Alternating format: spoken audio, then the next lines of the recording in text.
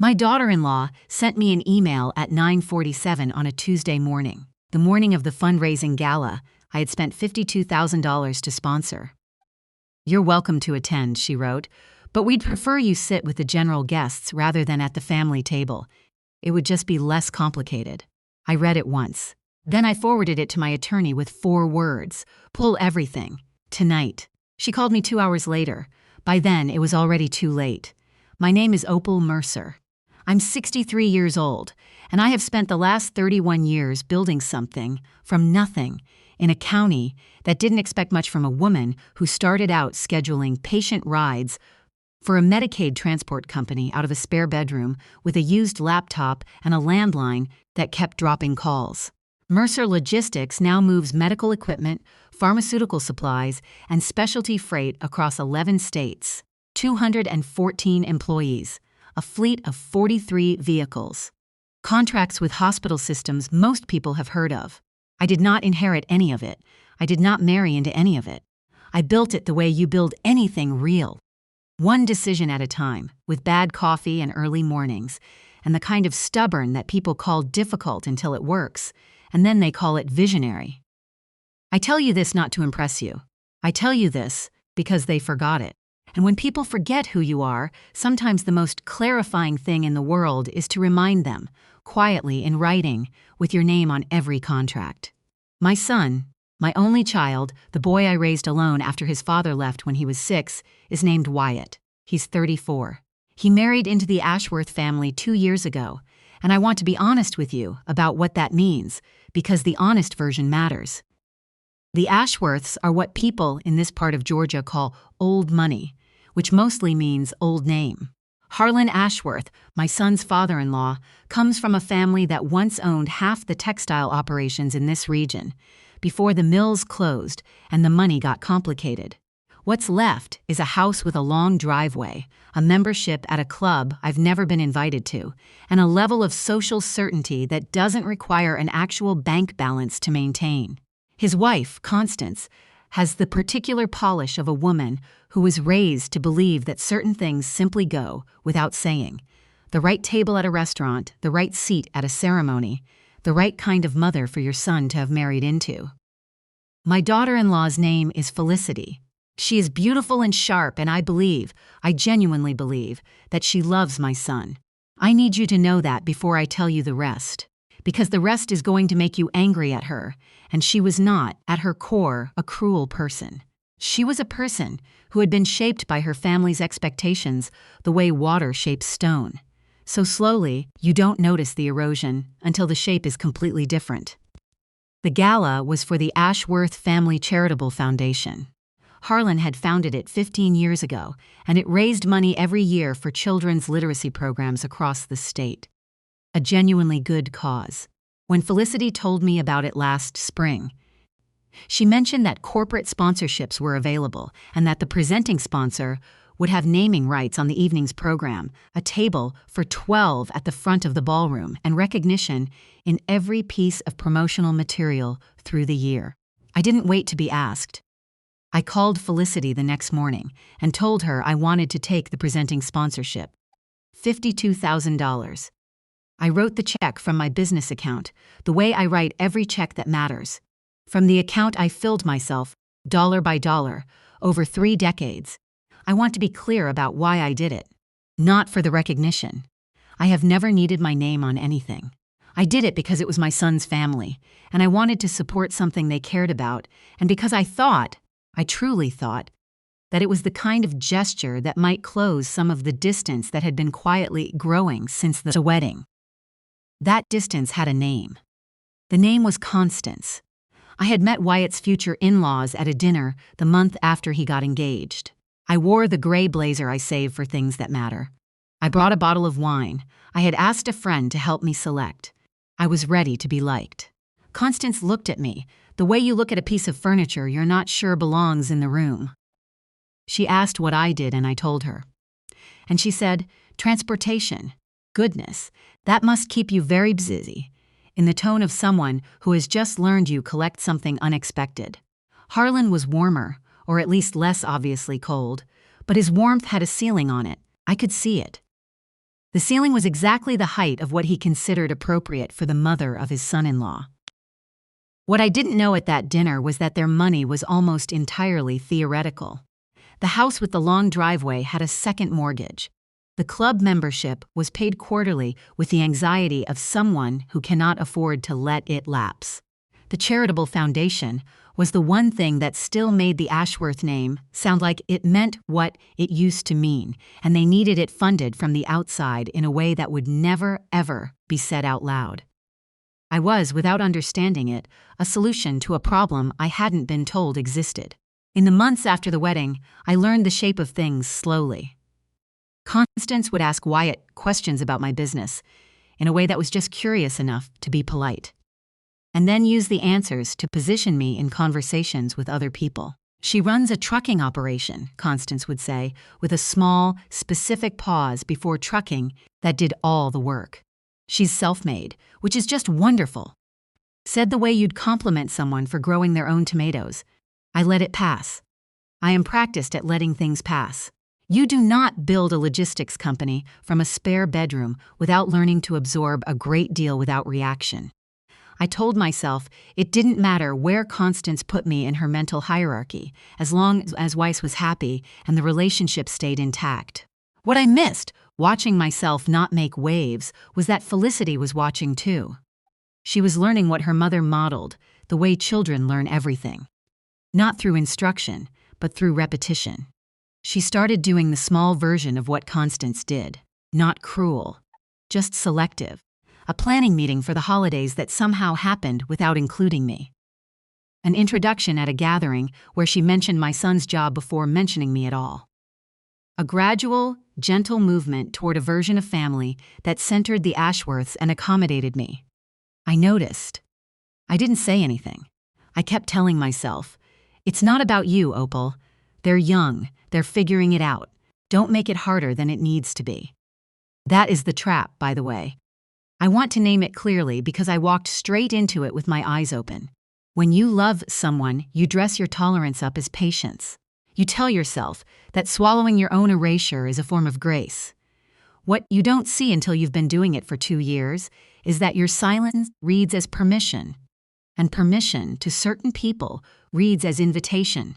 My longtime office manager, Priscilla, she's been with me 19 years, came on when we had 12 employees and a 2-room office above a dry cleaner. Priscilla is the only person I talk to the way other people talk to their sisters. She is 61 years old, raised 4 kids mostly on her own, and has a talent for stating the obvious that I have come to depend on like oxygen. I told her about the holiday situation over lunch at the diner we've been going to since before the dry cleaner closed. I told her about the introductions.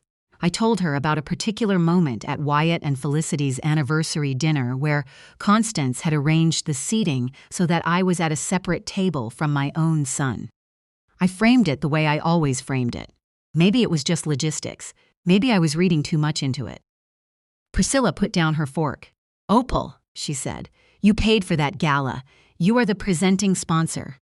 You have a table at the front of that ballroom under your company's name. And you think you might be reading too much into a 2-year pattern of being set aside? I didn't answer. You have been paying for things, she said, and being thanked in the manner of someone who handles the catering. Not family, not someone who built something. The help. She picked her fork back up. I watched my mother clean houses her whole life, she said, and I will tell you what she told me. There is no amount of politeness that makes it okay when someone takes from your open hands and turns away from your face. None. I drove home thinking about that. I had been thinking about it for 3 days when the email arrived. I want to tell you exactly what it said because the exact words matter. Hi, Opal. We wanted to touch base before Saturday. Given the scope of the evening and the number of Ashworth family connections who will be attending, we think it would be most comfortable for everyone if you join the general guest seating rather than the family table up front. The presenting sponsor table will be a real focal point, and we just think it would be less complicated to use it for Harlan's business contacts. We truly appreciate your incredible generosity and know you understand the delicacy here. See you Saturday. Felicity. I read it 3 times. Truly appreciate your incredible generosity. Less complicated. The presenting sponsor table. The table I had paid for, the table with my company's name on a placard in the center of it, was going to seat Headland's business contacts. I want to tell you about the moment after, because everyone wants to know about the moment after. I did not cry. I did not forward it to Wyatt. I did not draft a response. I sat at my kitchen table with my coffee going cold, and I thought about something my first business attorney told me when I was signing my first major contract, 26 years ago. She said, "Opal, always read the termination clause before you read anything else, not because you're planning to leave. Because knowing how to leave is what gives you the power to stay on your own terms." I had read the sponsorship agreement when I signed it.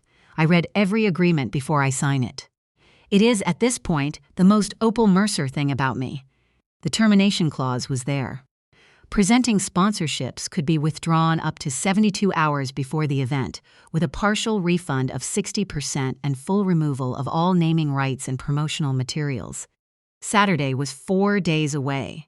I called my attorney, Donna Szymanski. She has handled my business contracts for 17 years. I have called her at inconvenient hours before. She knows what it means when I call. "Donna," I said, "I need to withdraw a sponsorship. How much?" 52,000, presenting level. 72 hours out. She was quiet for a beat. What happened? I read her the email. She was quiet for another beat. Then she said, "Opal, do you understand what withdrawing means for this event?" I did. The Ashworth Foundation Gala had no other presenting sponsor. I was the only one.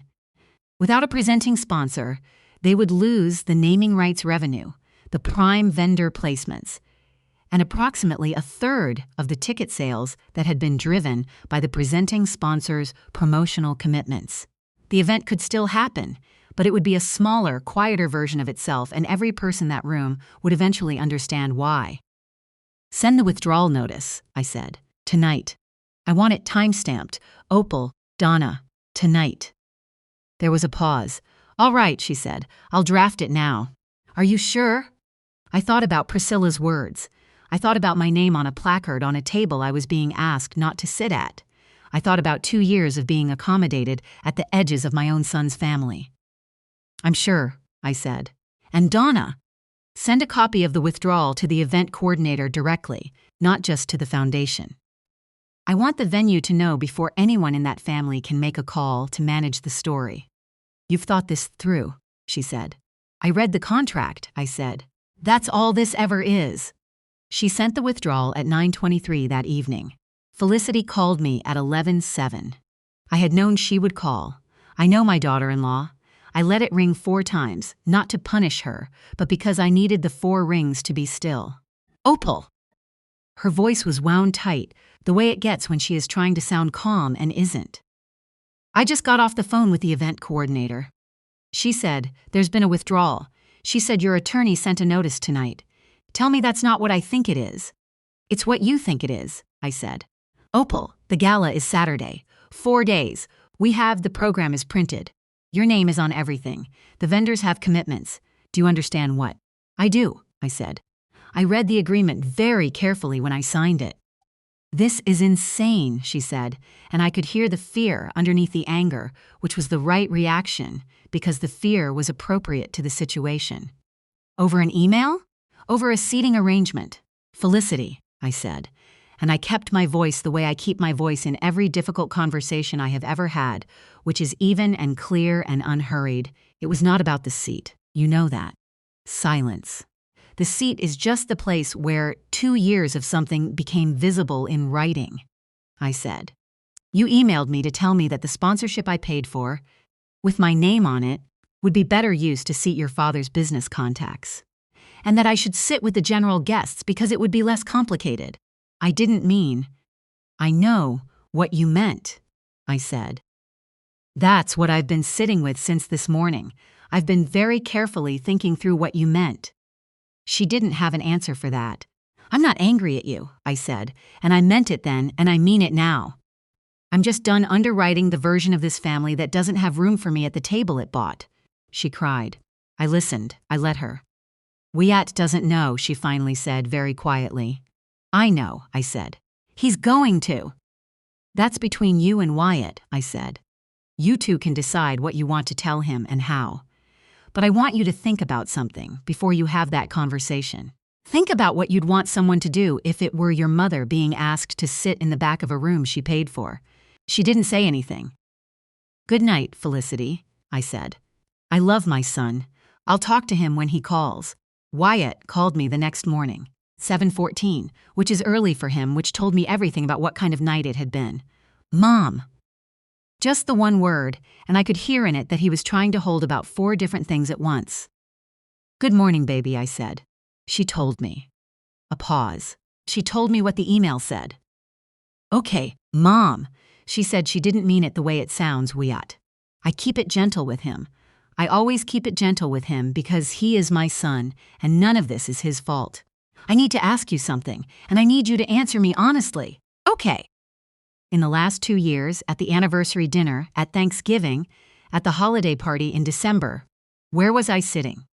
He didn't answer right away, which was its own answer. Away from you, I said for him, so he didn't have to. I was seated away from you at your own family events. For 2 years, I watched that happen, and I didn't say anything because I didn't want to put you in the middle, but I need you to know that I noticed. Every single time, Mom. I'm not asking you to choose sides, I said. I'm asking you to see what was happening. Because I think you did see it, and I think it made you uncomfortable, and I think that's why you're calling me at 7 in the morning. He was quiet for a long time. She was coached, he said finally. By her mother. You know that, right? This whole thing, the email, the seating. This was Constance's idea. I did know that. I had suspected it from the syntax of the email alone. Felicity's natural voice is warmer than that. The word delicacy was Constance's word. I know, I said. I should have said something, he said. I should have said something a long time ago. I saw it happening and I thought, if I just kept things smooth. You learned that from me, I said, not unkindly. I kept things smooth too. Right up until I didn't. He made a sound that wasn't quite a laugh. Can you fix this? He asked. The gala. Can you put the sponsorship back? I had thought about this. I want to be honest about that. I had thought about it for most of the night. I can reinstate it, I said. Donna says the 72 hours window hasn't closed. I could make one phone call. Will you? I let the question sit between us for a moment. Tell me something first, I said. If I put the money back, what changes? Not at the gala. After, he understood what I was asking. I raised him to be smart enough to understand what I was asking. I'll talk to Felicity, he said. Really talk. And to Constance. Wyatt, I'm not looking for promises. I'm looking for honesty. Do you think Felicity understands what happened here? Or do you think she's upset because the event is in trouble? The pause told me he wasn't sure, which was honest. Then here's what I need, I said. I need her to call me, not to ask me to reinstate, just to talk. And I need that call to happen before I make any decisions about Saturday. I'll ask her. I know you will, I said. I love you. Go have breakfast. Felicity called me that afternoon, 4 o'clock. I was at the office, sitting at my desk with the door closed.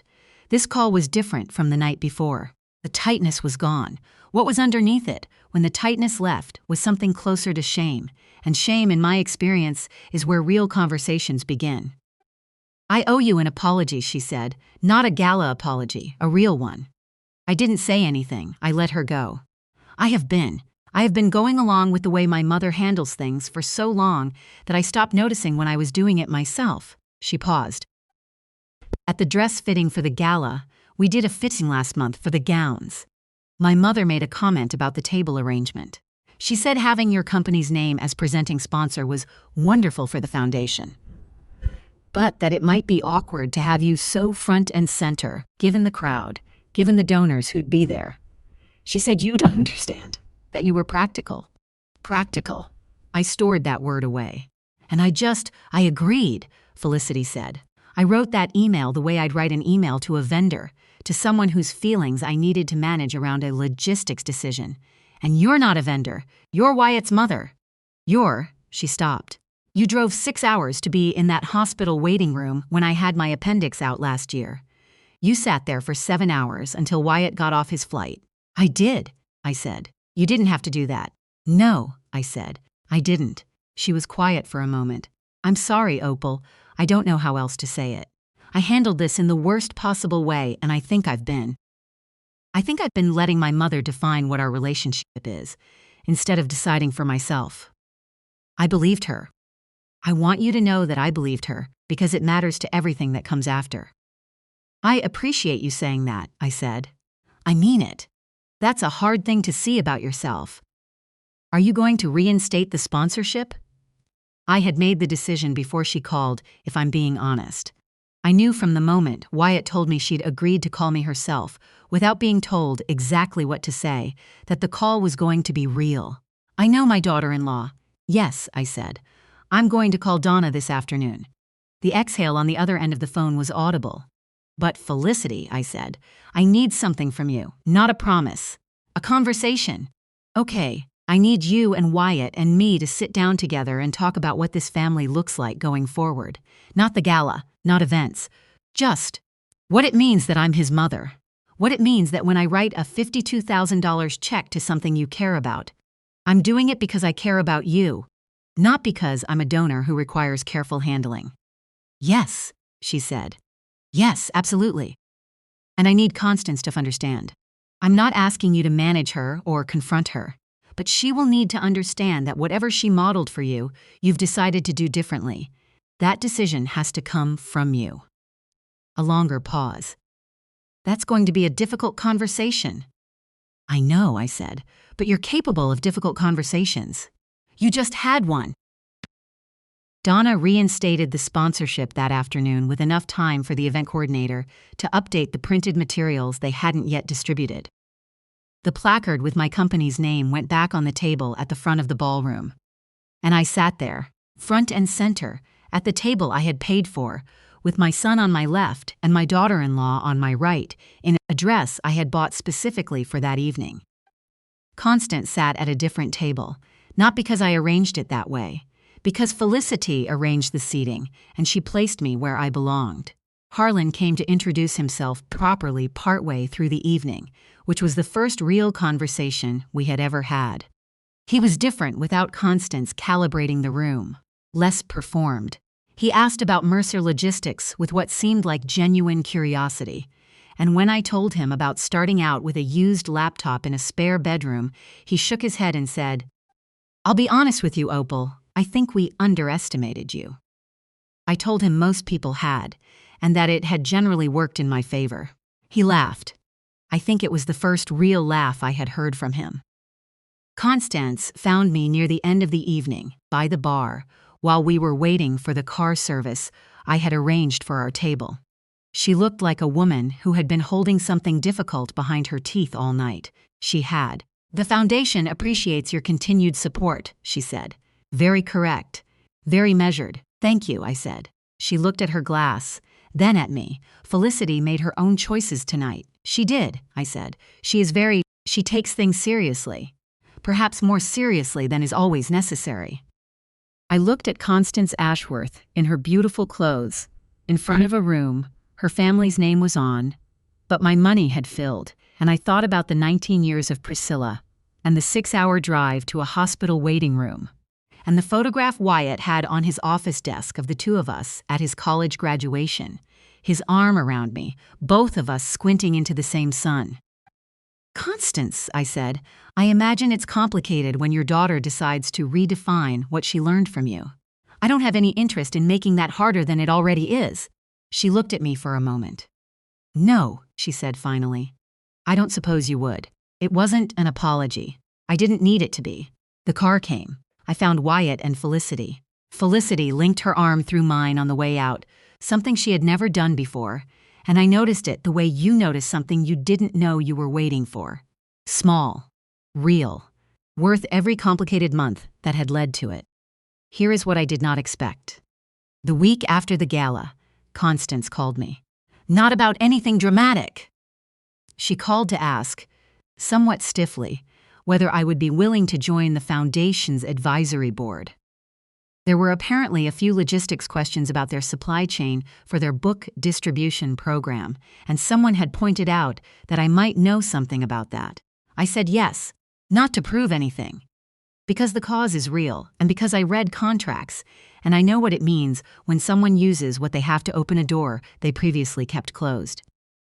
Wyatt and Felicity and I had that dinner, 3 Tuesdays after the gala, at their kitchen table with takeout from a Thai place we all like, and we talked for 3 hours.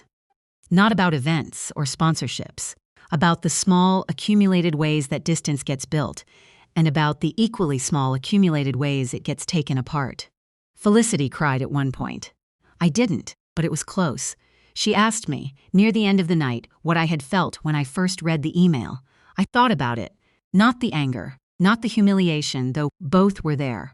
What I had actually felt underneath all of it when I read the words less complicated. Tired, I said. I felt tired of being the person who funds the room and eats in the hallway. She put her hand over mine. She has her mother's elegance and her own warmth, and when she chooses to use the warmth instead of the elegance, it is a genuine thing. Never again, she said. I believed her then, too. My son texted me the next morning. Just one line? Thank you for not giving up on us. I wrote back. I built a company from a spare bedroom. Giving up was never in my vocabulary. I have rough hands from years of moving through the world without anyone handing me the soft version of anything. Priscilla told me once that the thing she respects most about me is not the company, not the contracts, not the 43 vehicles. It's that I still show up to the hard things and I bring my full self to them, every time, even when, especially when, the hard thing is love. I put $52,000 into a cause my son's family cares about. I got it back when I needed it to mean something, and I put it back where it came from when the meaning had been restored. That money was never about the gala. It was a question, the kind you ask without words. Do you see me?